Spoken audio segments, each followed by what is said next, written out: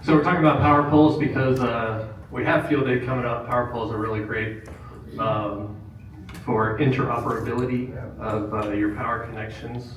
I'm going to send these around so everybody gets to look. And I don't want to take up too much time. We're already a little bit late, but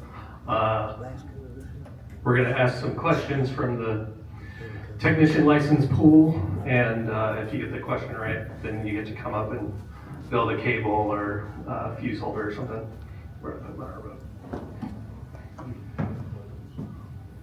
This is a hands-on PowerPoles discussion.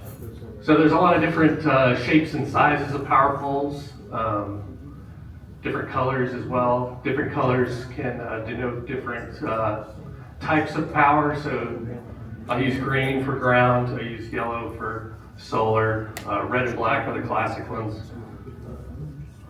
Lots of different things you can buy, but it starts to add up pretty quick. So if you ever got a friend who's a ham and you don't know what to get them for Christmas, just get them one of these off of Amazon. Here's a close-up and a cutaway. The standard layout is looking at the top, you put the red on the right. You crimp these connectors on, they push in there. There's a little snap tab that it connects to, and then this part right here is where it makes the connection. First patented in 1966 by Anderson. So patent expired, and the market sort of flooded with aftermarket parts. And every time I order more on Amazon, I get them from a different brand, and I've never had any problems really.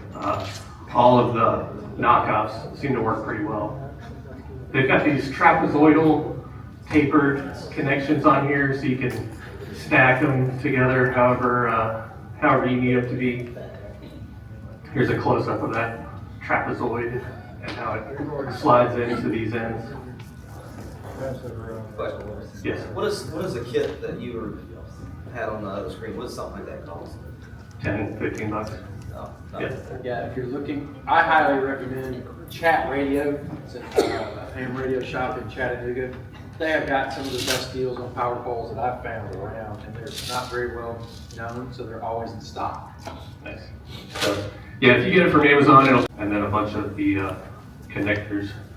So these are some of the other options for connecting power in the industry, but you run into problems really fast with they're proprietary like this, or they're gendered like this, but the gender switches based on which side you're connecting, or they're really complicated and expensive. These are waterproof, but again, they're gendered and take some time to connect.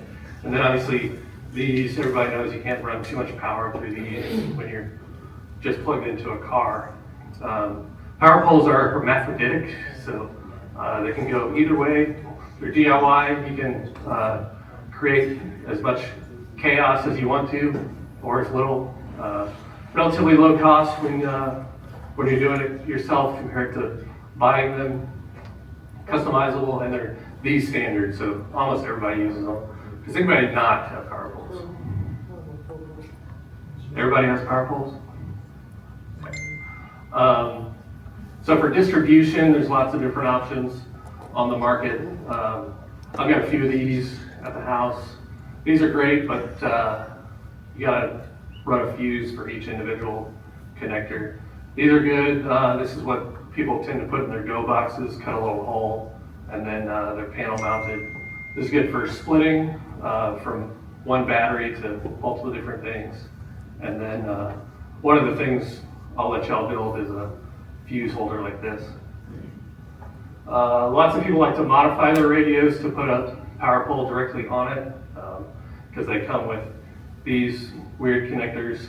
So you can buy this or make this when you buy your radio, or you can just rip it off, cut it, 3D print this, or buy this on Etsy. This is the main drawback to power poles. You gotta have one of these.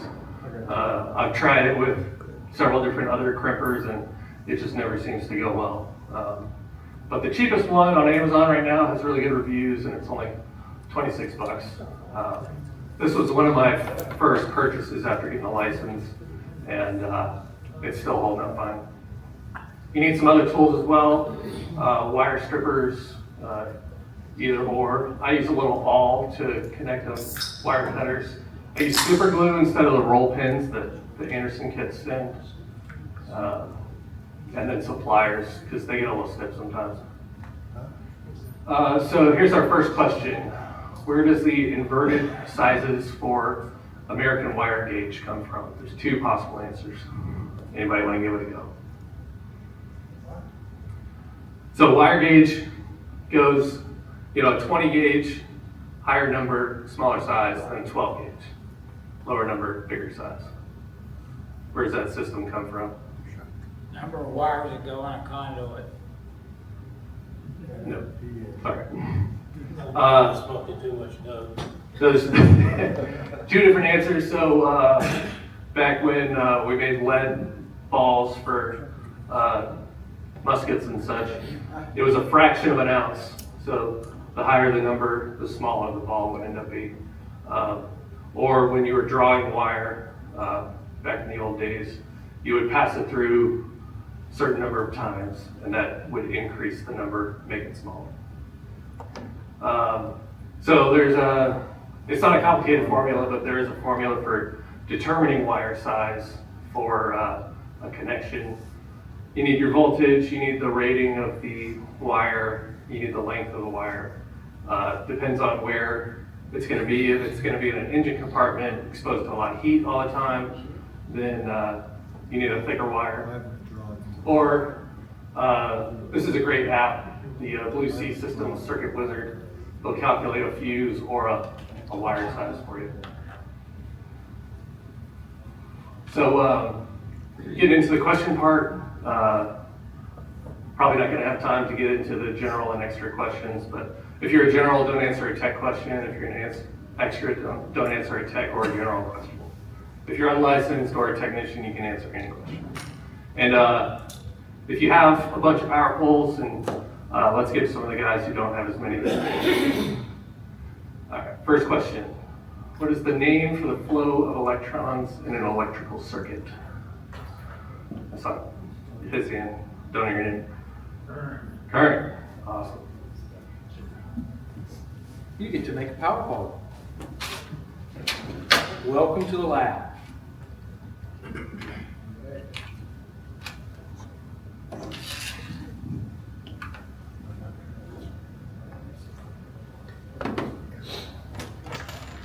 So, we're gonna split the wire.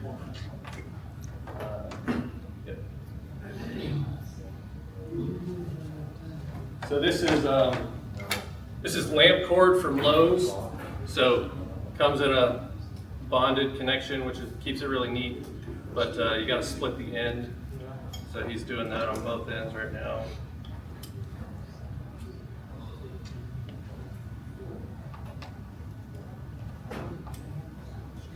Yep.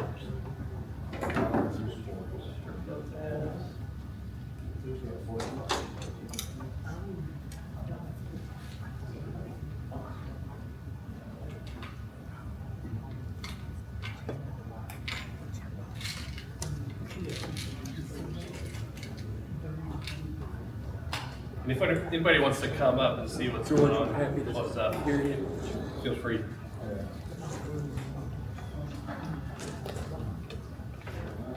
He sounded pretty If anybody wants to come up and see it close up, feel free.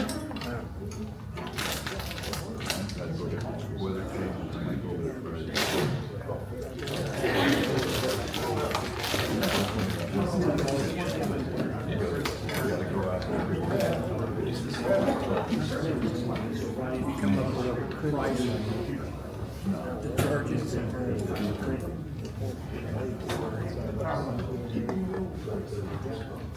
Don't do it too many times. He'll use you.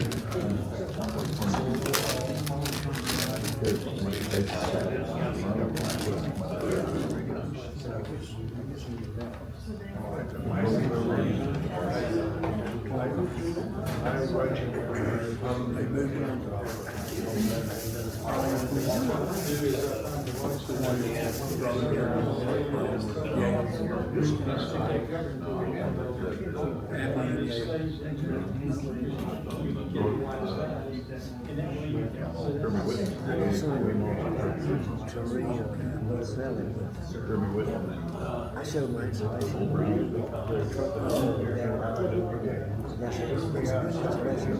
You still got the wheels on the blind side? I was gonna go today, and then while I was at the airport getting ready to go, an Angel flight called and said, hey, we need somebody to do a trip from Jackson, Tennessee down to El Dorado, Arkansas. I looked, the weather was gonna be good. I said, yeah, I can do that. So I didn't go today. And they called me back about an hour or two later, and they said, oh, they ended up canceling it, so they couldn't get somebody to take them from El Dorado down to Houston. Yeah, I might. I think I was telling them. I might fly to Virginia for Jim's funeral. I'm thinking about it. For others, I'm in touch with the family and I told them, I said, I was thinking about it, but definitely the main thing is it depends on the weather. I said, I may not know until like the day before, but I'm thinking about it. So this is from the technician. Oh, you bet. This is a really wordy question, but it's from the technician pool. How can you determine the length of time that equipment can be powered from a Eventually, battery? the toenail got screwed up and they had to take it off. Now, it wasn't healing and we started getting into blood flow. So, Wednesday last week, I got rotary. So I don't really like this question. Let's go. We'll see another version of that one in a second. But you divide the battery ampere power rating by the average current draw. Yeah, that was a risk. What type of current flow is opposed by resistance?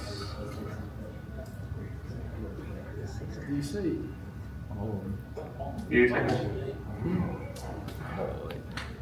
Any technician want to answer? What? Yes. All of these choices are correct. Mark, come on down.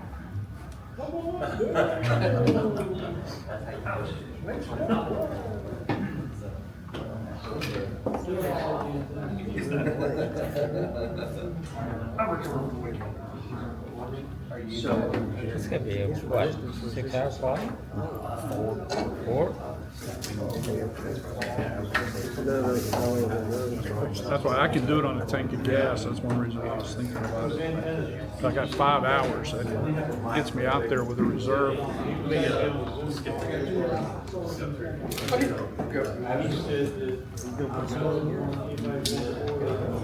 How much power is delivered by a voltage of 13.8 volts DC and a current of 10 amps? Any technician?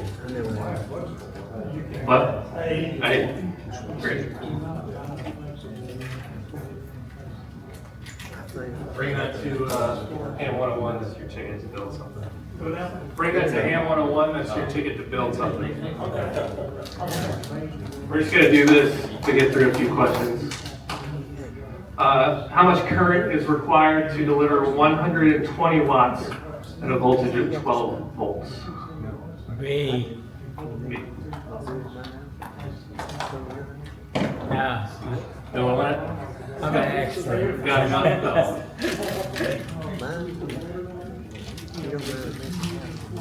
Good job. Where should the negative power return of a mobile transceiver be connected in a vehicle? A, at the 12-volt battery chassis ground, B, at the antenna mount, C, any metal of the vehicle, D, through the transceiver's mounting bracket. Whole battery chassis. Where should the negative power return? It's got a negative ground. Yes. That's the old days, you had to check. I heard it. Who said it? A. What is the resistance of a circuit for which the applied voltage is 12 volts and the current is 1.5 amps?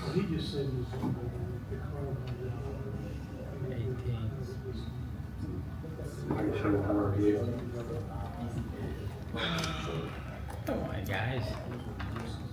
I really don't understand why we're doing this. I'm not sure either. See? I think it's somebody up there to play with things. This, Well, I mean, we're let's right go here. to bonus question, not from any pool, so anybody can answer. Why do some radios come with fuses on both positive and negative wires? So this is the FT991 manual. This is the IC7300 manual.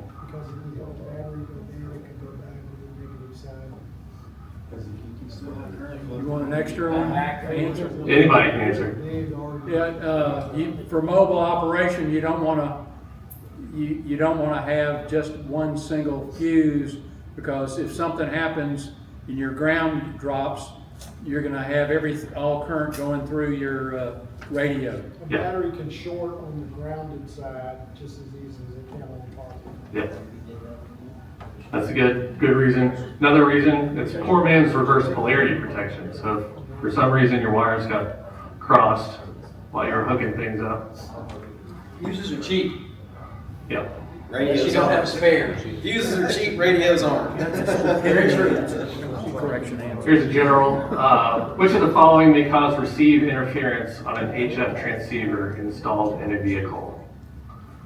A, the battery charging system. B, the fuel delivery system. C, the control computers. D, all of the above. D. What your noise is from?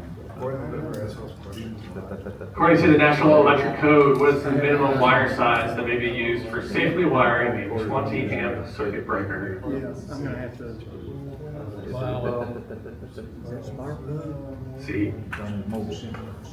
Josh, do you want to connect your?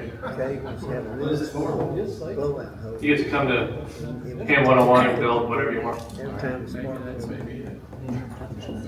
Don't give you enough for both of them. It's just your ticket. Here's an I've extra. got a major. How's the battery operating time 5,000 calculated? So this is a rewording of that technician question I didn't like. I think it's a lot easier. But they're only going to change the A.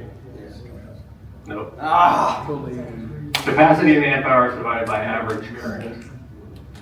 Yeah, sure. Here's another extra. What's the purpose of an inverter connected to a solar panel That's output? 2015, so I'm sure it's.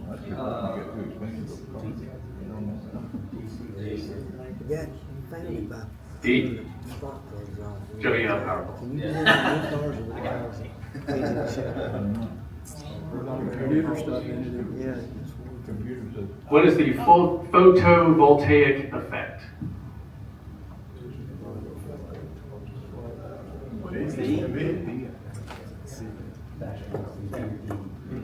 Yeah. Yeah. Eric Clinton. All right. Good job. Now you're ready for the extra class, right? Okay, that was the last question. Thanks, y'all. All right. That's it. Adam, thank you. That was Fantastic. Thanks, everyone. All right. With that, I would certainly entertain a motion to adjourn. Make a motion to adjourn. Motion made by Josh and seconded by Adam. All in favor, say aye. Aye. Fantastic. Guys and gals, ladies and gentlemen, appreciate y'all coming out tonight very much, and look forward to seeing everyone at Field Day. 2 favors, if you would fill out a signal report, or fill out the Field Day form that was also passed around. I'm sure would help. And Rick, look forward to seeing you at Field Day.